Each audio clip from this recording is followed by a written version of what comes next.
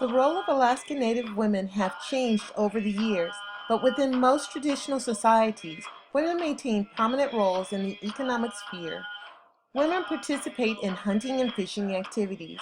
This includes making some of the subsistence equipment like skin boats for hunting. Too often the perception exists that women's work in subsistence economy is labor intensive but uncomplicated according to Fink.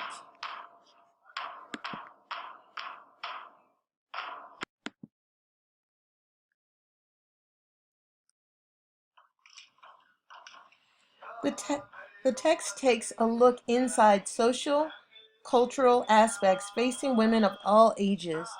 Overall, women in most tribal cultures share with men, and the valuable roles of Native women continue in the present day. In the 70s, many economical and social changes occurred for the Native population.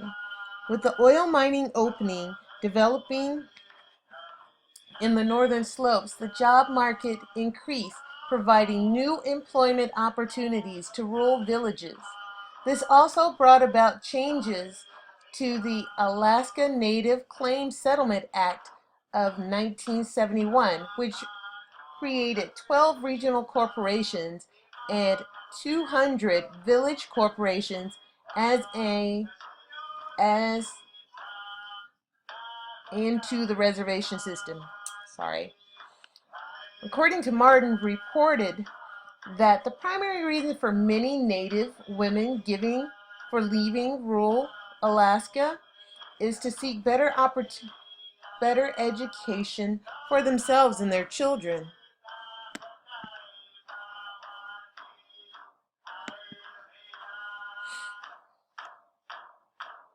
Those that were also victims of different types of assault wanted to leave the village.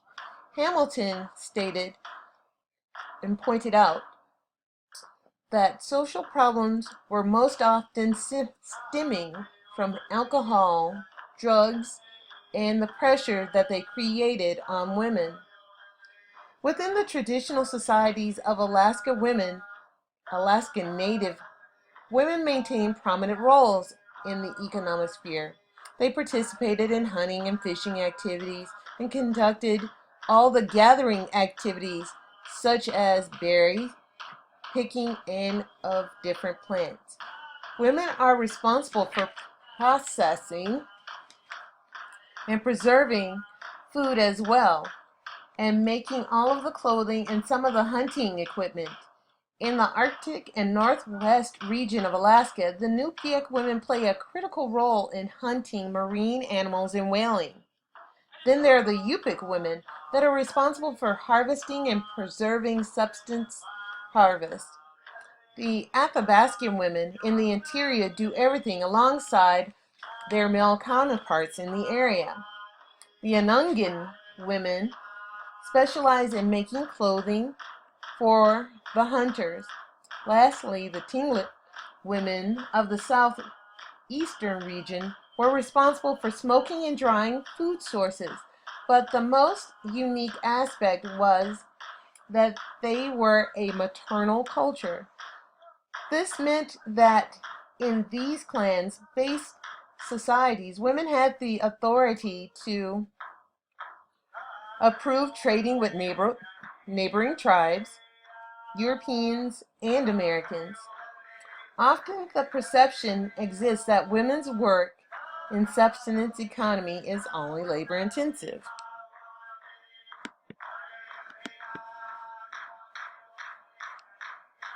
In 1977, Alaska women began to challenge the inequalities they endured because of their status.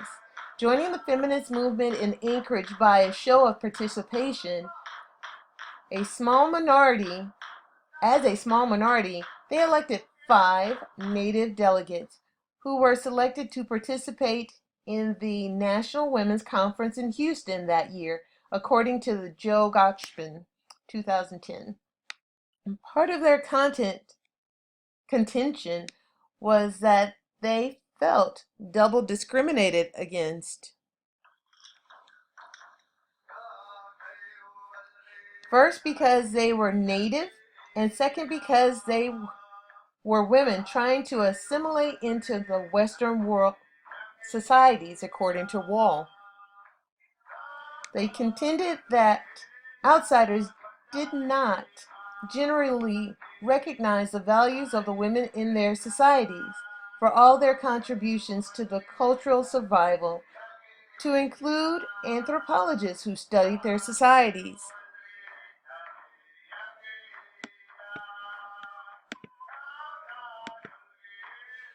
Many Alaska women have relationships that evolve from difficult situations. I had the pleasure of meeting some amazing elders in the cultural room setting. Every meal, the four women gathered and shared their food. In the afternoon, once the classes left, they would come together wherever the elders sat and prepped for the upcoming classes. Originally, I was there to observe the students, but my fascination quickly turned to them. The youngest, who was 55, who was a Koyukon woman, who started to talk about how her husband wouldn't let her go to school, have a job, or drive a car. She also shared that he would beat her every day that she tried to discuss anything that she learned that wasn't traditional. Her situation intensified when he lost his job and she was employed. Through her gaining of a job, she realized that she wanted more for herself and that she could do better. In her reflecting, she spoke about why he wanted to keep her limited. She also talked about her fears of letting herself be vulnerable to other men.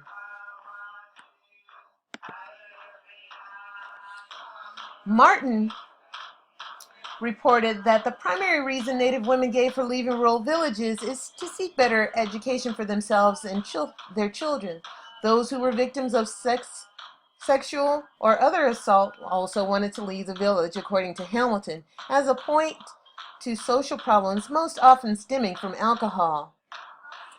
The next woman that I wanted to talk about, was a 70-year-old-ish Tlingit woman, her words not mine, spoke of similar situations as the first, except in her case, alcohol, domestic violence, and sexual assault plagued her home. She started off her conversation regaling us with the time she partied with a rock star, Mick Jagger, or as she called him, the guy with the ugly mouth.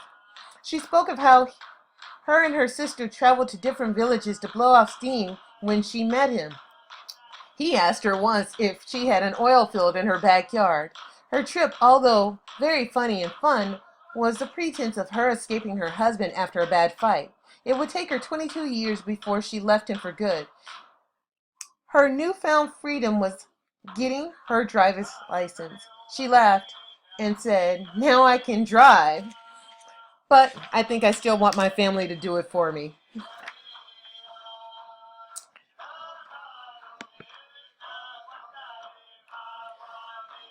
Then there was the lovely Yupik lady that turned 80 while I was there. A complete ball of fun. She's a minister of a local church. When she spoke, everyone stopped what they were doing to listen to tell of her reckless youth, and she giggled the entire time. She had a great talent for storytelling. She told stories about drinking, partying, and drug usage. She talked about how her husband left her because of her decision to stop taking and doing everything because it was bleeding into their children's lives. She talked about how her brother had committed suicide. Her brother's suicide led to that decision. She had become a leader in her community. She had adopted the children of relatives who had become victims of different circumstances that ended up in the court system. That day she left, also excited. That day she was also excited that she was heading home to Minto for a celebration, a potluck, and a potlatch.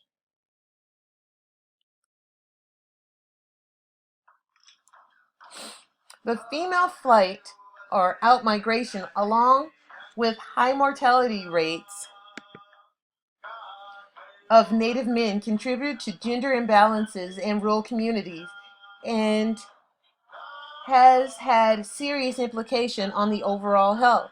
Because of the high male bachelor culture, it raises the question if condition is a factor in the high alcohol, substance abuse, and suicide rate in rural communities. All of the women that were mentioned have relatable stories to those in our passage readings. The common links surrounding many are cultural norms.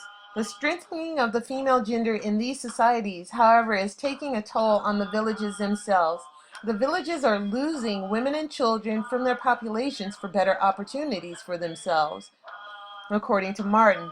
This creates cultural friction because it creates a divide between the expectation of what a woman should or should not do. Statistically, in some schools, the graduation rate is less than 41% of male success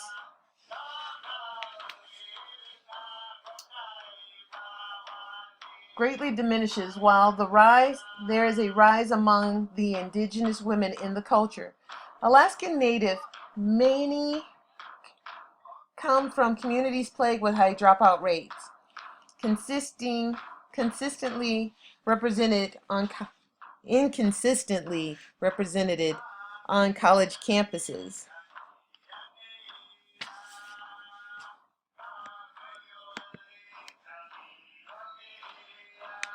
The high school completion rate is lower than that of all other racial groups except for Hispanics. However, the educational achievement of American Indian and Alaska Native students is improving, as are their college completion rates. In fact, the high school completion rate for 18 to 24-year-old Native Alaskan women was 88.2% in 2008. It was 74.7% for men. The dropout rate for women was about 7% less than for men. Among tribal colleges, over 80% have a majority of female population that exceed the national gender average. Yet, Native women must battle formidable social and psychological obstacles merely to be admitted to college, including poverty, racism, and teen pregnancy, according to Hamilton. These women face numerous conflicts by cultural pressures in the college environment. They often struggle to adapt to and to exceed in higher educational institutions. A doctrine of individual success interviewed a small group of 6 multi-tribal women.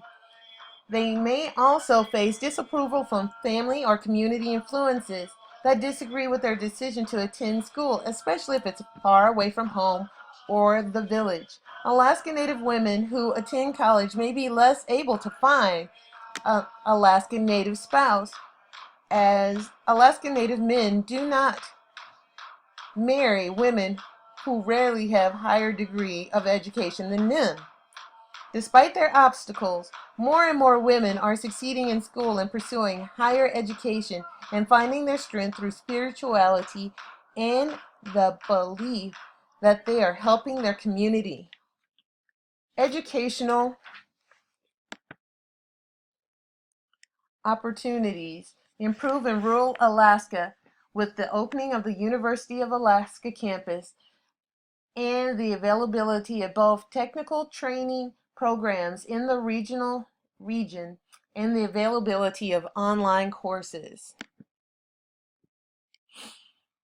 Native women have become prominent in professional roles such as physicians, military personnel, lawyers, stockbrokers, researchers, writers, activists, social workers,